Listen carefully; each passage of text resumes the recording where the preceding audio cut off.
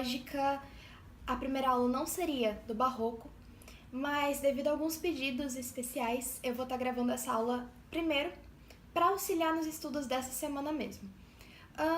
De onde vem essa palavra barroco? A origem etimológica da palavra é barroque. O que significa barroque? Barroque significa pérola irregular.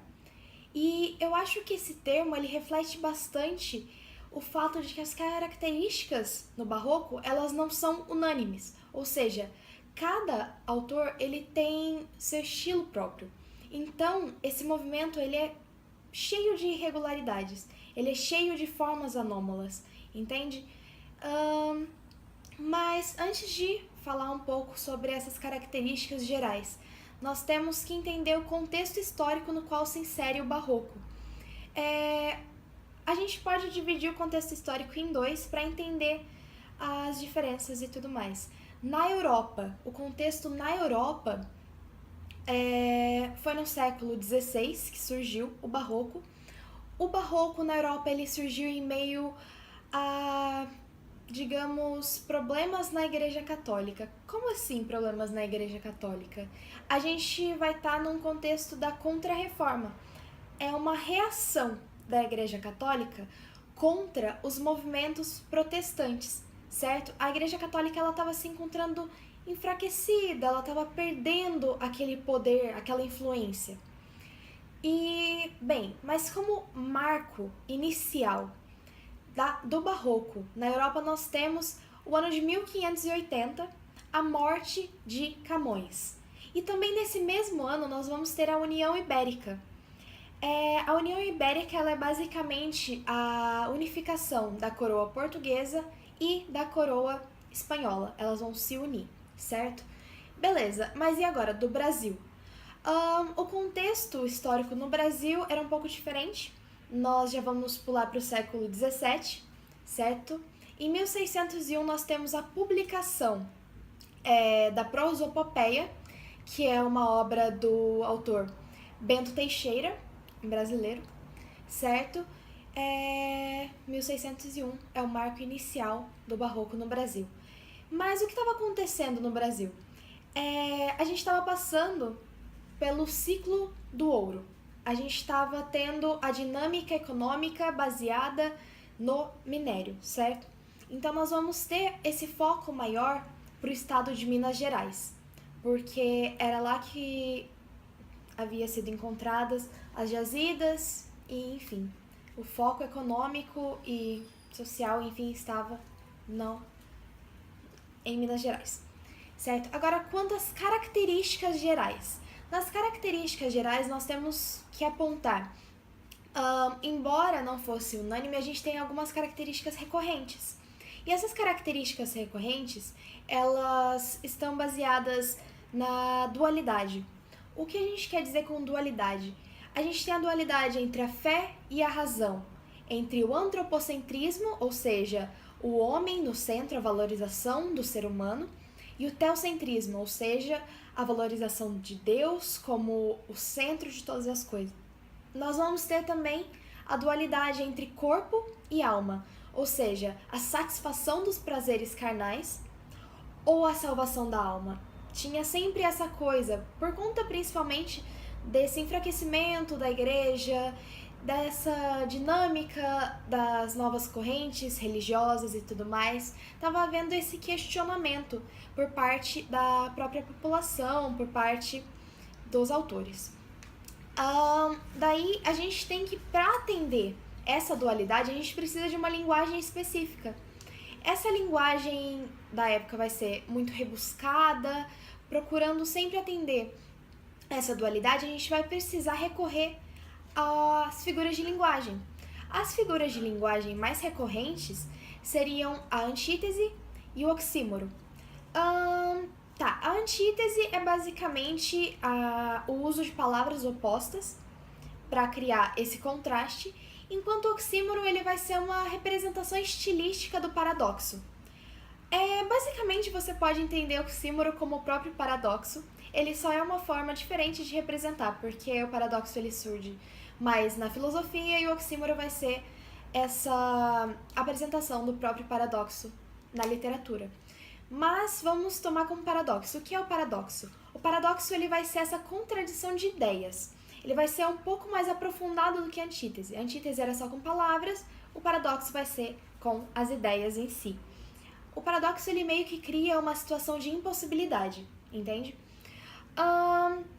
Enfim, outras marcas que a gente tem desse período seriam o pessimismo, que ele vai estar muito relacionado à fugacidade e à morte. O que a gente tem que entender? Esse pessimismo era meio que o medo da morte e, ao mesmo tempo, o medo da vida, porque a gente não pode temer a morte sem viver.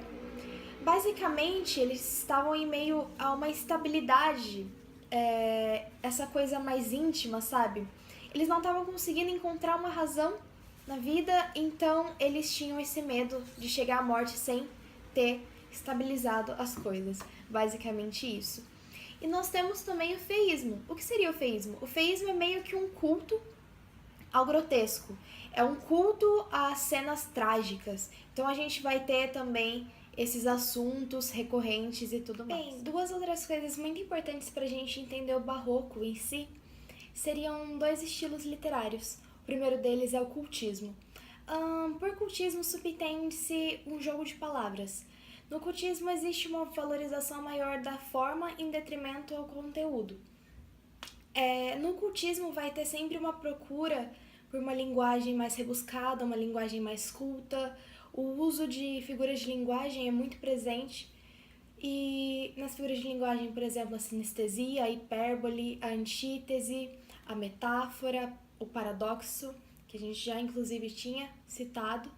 E principalmente, uma coisa bem característica do cultismo, principalmente por conta desse jogo de palavras em si, é o hipérbato.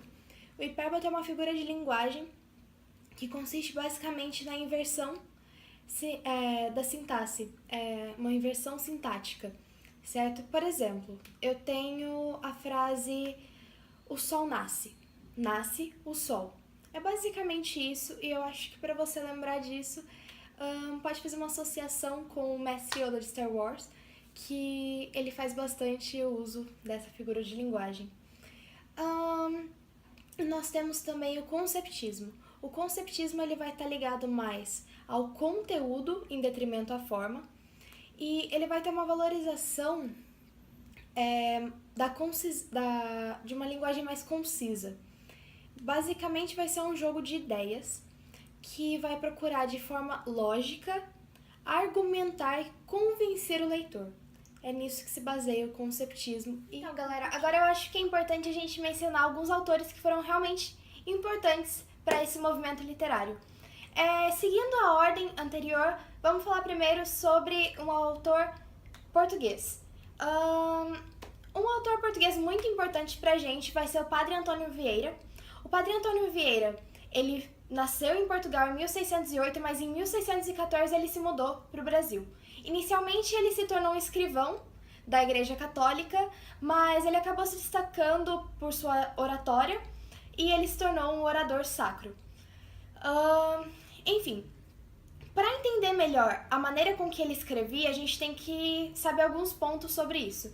Primeiro é que os sermões eles não eram feitos para serem lidos como livros, eles eram feitos para serem falados. Então, muitas vezes, há uma repetição de ideias ao longo da leitura e tudo mais, mas é realmente para reforçar uma ideia, para realmente convencer uma pessoa, que já vai puxar aquela ideia do conceptismo, certo? Que se baseia na argumentação lógica para convencer um determinado grupo de pessoas quanto aquilo que você apregoa, certo?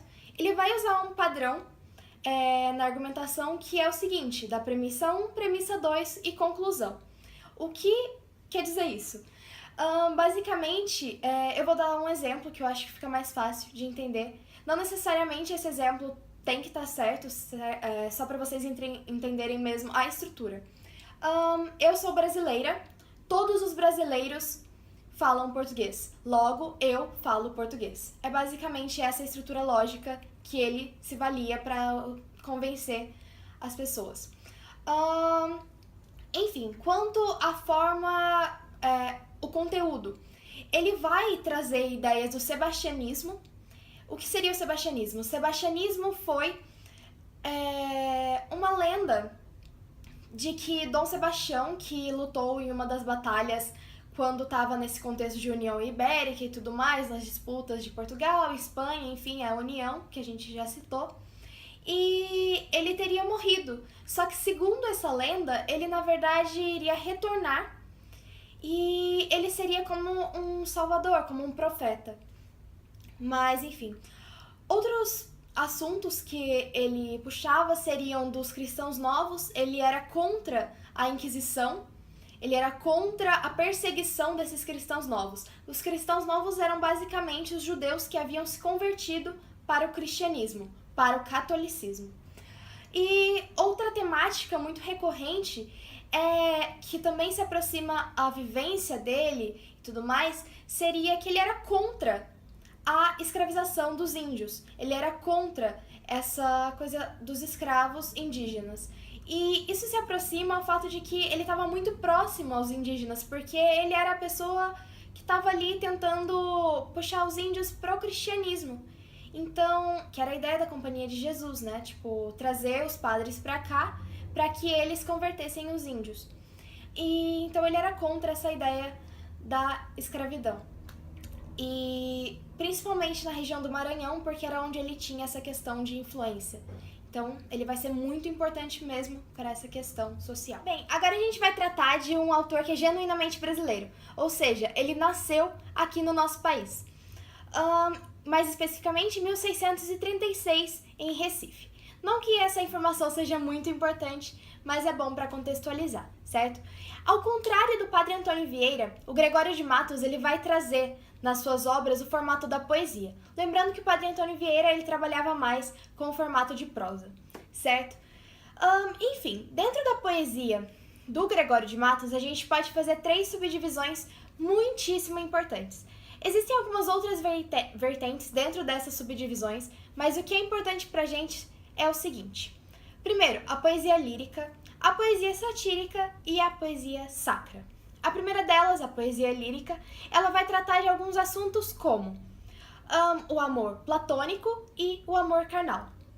Tá, o amor platônico ele vai trazer uma mulher mais idealizada, ele vai trazer alguns elementos para compará-la ao divino e tudo mais. Enquanto no amor carnal, ele vai trazer uma narrativa um pouco mais erótica, digamos, atendendo mesmo a esses prazeres carnais. Enfim, outra temática muito recorrente nessa poesia lírica seria uma temática um pouco mais filosófica. Ele vai trazer a transitoriedade da vida, ou seja, a fugacidade que a gente já tratou nas características gerais, certo? Então ele vai trazer essa ideia de que a gente precisa de aproveitar a vida ao máximo, porque ela é muito efêmera, ela é muito instável, então a gente deve buscar sempre o prazer. Enfim, daí nós temos também a poesia sacra. Na poesia sacra, ele vai reconhecer os seus pecados, ele vai trazer essa ideia de que sim, eu reconheço, eu sou um pecador, mas eu busco o perdão. Ele vai recorrer ao perdão de Deus. Só que ao mesmo tempo, a gente pode observar em muitas das suas obras certa ironia. Ele meio que, digamos, que realiza subornos com Deus. Não subornos, mas ele basicamente vai afirmar: Deus, se você é tão bom, você é tão poderoso, você aceita todos os seus filhos, então, bem, você reconhece que eu sou um ser finito, você reconhece que eu estou no mundo, que eu sou um pecador, então me perdoe, já que você tem que provar que você tem esse poder do perdão universal. Se eu estou aqui humildemente te pedindo pra me perdoar, você não vai me perdoar? Ele meio que tem essa ideia meio irônica, sabe? Tipo, eu quero perdão, mas assim, eu sei que eu tô errado, mas por favor, vai, eu sei que você perdoa todo mundo. Bem, enquanto nós temos também a poesia satírica. Na poesia satírica, a gente também vai ter algumas subdivisões e ele vai tratar de uma crítica à sociedade em geral. Ele vai trazer uma crítica a todas as classes, enfim. Ele vai trazer nessas poesias uma linguagem um pouco mais chula, um pouco mais grosseira. Ele vai ser bem direto nas suas críticas, ele vai deixar claro do que ele tá achando que tá errado e tudo mais. E ele vai inovar um pouquinho com a ideia de trazer palavrões e, enfim, essa própria linguagem chula.